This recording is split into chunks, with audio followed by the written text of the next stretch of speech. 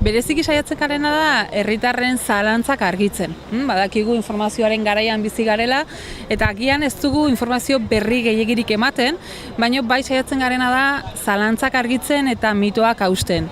Badugu, orduan bertaratzen direnei egiten diogu inkesta txikitxo bat, beraien bizi ohiture, eguzkiaren aurrean dituzten bizi ohiturei buruz galderak egiten dizkiegu, zergatik badugulako nolabait ere hausnartuta eguzki hartzera joten garenean, esaten dugula, hondartzara noa, edo igerilekura noa, edo mendira noa, hor jendeak nolabait ere badu barneratuta zer egin behar duen, babestu behar dela, ordutegi bat, eguardiko ordutegi txarra dela, baina hemen Euskal Herrian egia da, normalena direla gaurko giroak, lainotxuak, euriak, orduan konturatu behar garena da eguzkia ez dela hartzen, eguzkiak eman egiten gaituela eta hemen orain hitz egiten ari geran neinean edo hemen jendea zai dagoen momentuan eguzkia jasotzen ari direla. Hori da pixka bat guri gustatzen zaiguna horri buruz hitz egitea.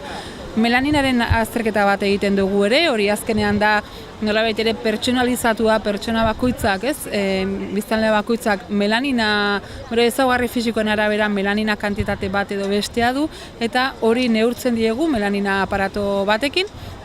Eta adierazten dieguna da, gaurko egun batean, lainotsua, baina eguzkizpiak gogorrak diren egun batean, normalean jendea babesik gabe ateratzen denez kalera, zenbat denbora iraun dezakeen egon daitekeen bere azala ondo eguzkipean.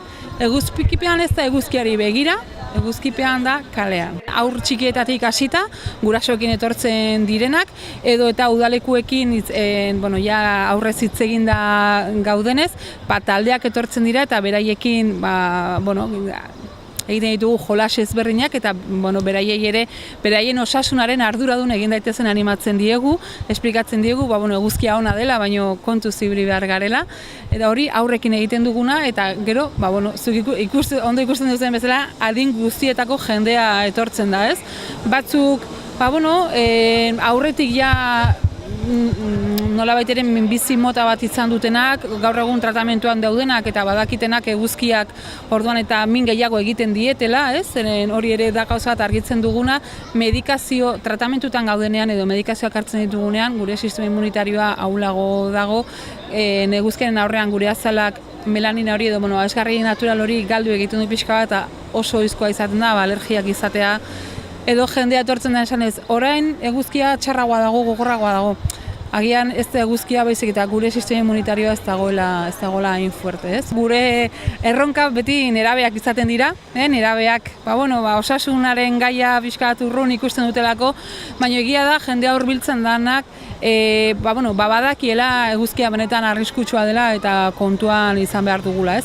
Baina beti ere gelditzen dira hor mito batzuk agian jendea beltzaran hau dena esaten du ni beltzaran naiz, ez erretzenik ez daukat arriskurik. Horrekin adibili behar gera. Ni bezala txuria garenok arrisku pertzepzio oso handia daukagunez, gehiago zaintzen gera, ez? Baina beltzaranak direnak erretze ez diren sentsazioa dutenekin, horiekin izaten dugu, izketaldi luzeagoak izan behar ditugu.